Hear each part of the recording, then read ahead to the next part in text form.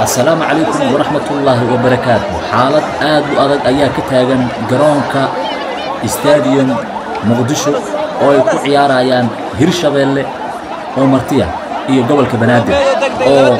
كوب كمانتا عيارة يسا ماشي لغو قبطينا ديغان كيدي وياي لكن وحا كرنا الشيء داوعا إلا إيو شنقفو عيدانكا حبدا أي جمين مياه كردعي مدد دربي لغا سو توريا ما dhagxaana ku dhacday lama oga hase yeeshee garoonkii xaalkiisa barakamale ayuu maraya buuq ayaa is haysta waxa lala sii cararaayana waa qof dhaawaca sida arki kartaan kan aad u jeedidna ee la gelinayo gaadiidkan ambulance-kana sidoo kale waa qof dhaawaca ciidanka oo garoonka dhexdiisa jooga oo markii hore loo diiday inay hub la soo galaan ayaa markii dambe loo fasaxay iyada oo looga baqdin qabo dad caraysan inay soo goostaan siliga yar ee daciifka ah ee ku wareegsan garoonka kadibna ay waxyeeleeyaan askarta waxaad arki kartaan askari ul ku dagaalamaya oo shabaqa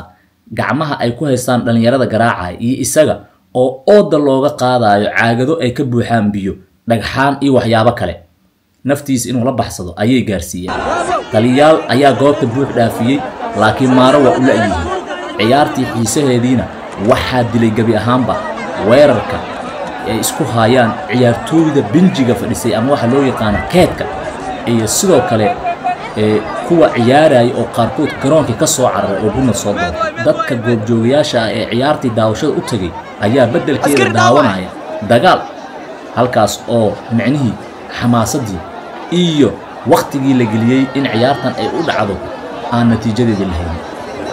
taariikhdu waxay noqonaysaa aadan dirir loo aqoonsaday dhakhtarka ugu wanaagsan qaliimada dalkeena Soomaaliya maalin waliba wuxuu heegan kugu yahay isbitaalka Shaafi ee magaalada Muqdisho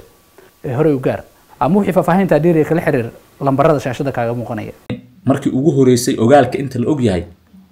xaalad noocan oo kala garoonka intay ka dhacday haddana la xakameyn waayay dhaawaca isa soo taraya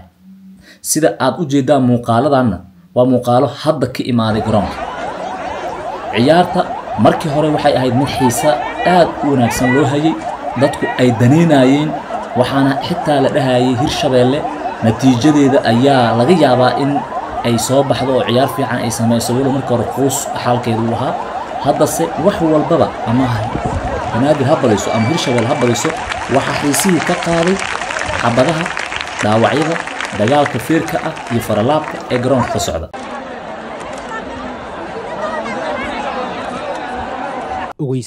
ogeysiis waxaa imaanaya isbitaalka takhasusiga ah ee Muqdisho taariikhdu markay tahay 15 bisha January 2024 dhaqaatiir Hindi ah oo ah kuwii Hindiya loo aadi jiray waxaana kamid ah dhaqaatiirta imaanaysa Dr. Sifaram oo ah dhakhtar ku takhasusay qaliimada guud iyo qaliimada burooyinka kansarka sidoo kale waxaa imaanaya Dr. Arul Barkash oo ku takhasusay daaweynta gaaska dheefshiidka iyo kaamrooyinka caloosha soo booqo isbitaalka waxa uu ku yaalaa degmada Yaaqshiid gaar ahaan xaafadda Tawfiiq miisaanka dhuxusha ama wixii faahfaahin inta dheer nagala soo xiriir nambarada shaashada kaaga muuqda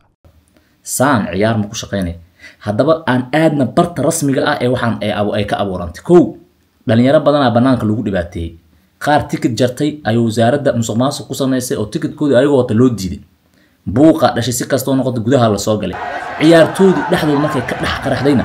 dadkii isku bilaabay taageerayaasha ah marka xaalka halkaas ayuu marayaa muuqaalada aan waxba laga jarjarin annaga wixii dhaca oo runta ahaan sheegayna waxba ma qarinayna ayaan hadda kula wadaagayna